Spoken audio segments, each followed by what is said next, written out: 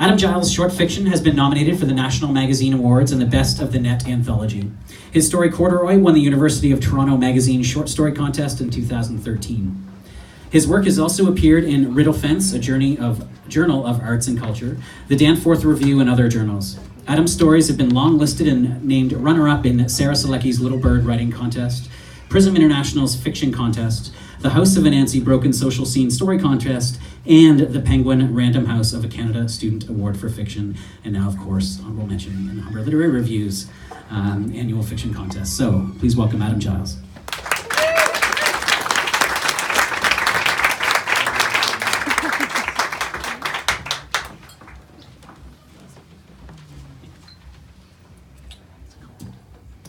The story's called Off the Grid. The hamsters in Burnaby were assholes. One was on this gluten-free, low-carb diet, and even if you bought the right brand of gluten-free, low-carb diet pellets, he'd still crap in your hand if you weren't cradling him the way he liked to be cradled. Meanwhile, because of the special treatment, the other guy, whom the ad described as beleaguered but friendly, squealed and thrashed in the cage, twice a day with this, all winter.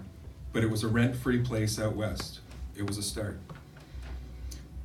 Mom called every day, usually when she was at the nursing home visiting Dad. "Any chance we'll see you for Christmas?" she said. "These gigs don't come with vacation time." "Well, that's not very nice." "Snowbirds don't fly home until spring, Mom."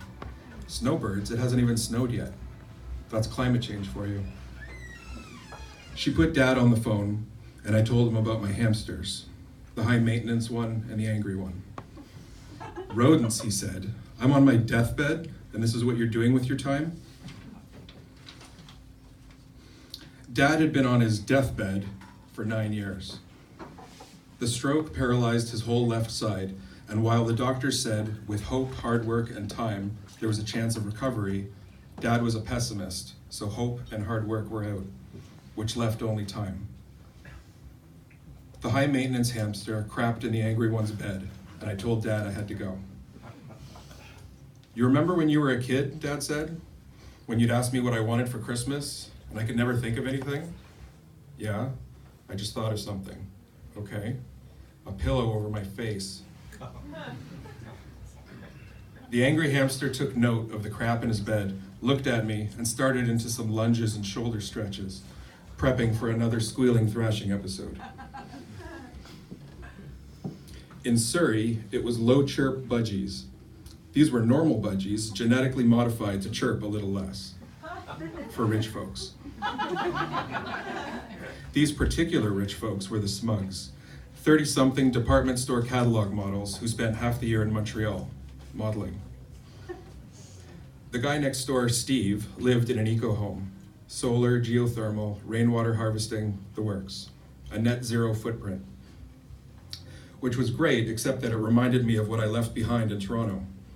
I gave up my construction job for a nonprofit that traded eco-homes for inefficient detached houses, curbing wastefulness, promoting green lifestyles, luring sheep from the flock, essentially. The pay was garbage, and even if the dream of being self-sufficient, owning an eco-home myself, seemed impossibly out of reach, I was doing my part to save the planet, building these places for other people. Steady, noble work. Turning 40, though, living at home, earning less than one's mother, there are existential questions one begins asking oneself. Steve smoked weed, so I was over there quite a bit. We lounged in his backyard amongst the stray stalks and shoots of the overgrown vegetable garden. I brought the budgies over in their cage. Steve didn't know the Smugs even had them. "They're low chirp," I said, taking a drag. "So they don't ruffle anyone's feathers," Steve said, throwing his head back, laughing at his own cleverness. Steve always had his Green Day playlist going, which I thought was maybe a little too on the nose given his eco lifestyle. "You know, these guys are probably average environmentalists at best," I said. "They're more anti-establishment. What do you think environmentalism is?" Steve took the joint from me. He pointed to the Smugs house next door. "You know these pricks have a second monstrosity in Montreal? How's that for a footprint?" My high was coming on strong now. The Smugs, younger than me, set for life with money, and here I was taking care of their stupid birds. How did everyone get so far ahead of me? It's all temporary, Steve said. Time is borrowed. You give everything back to the earth when you check out. A house here, a house there, what's the point?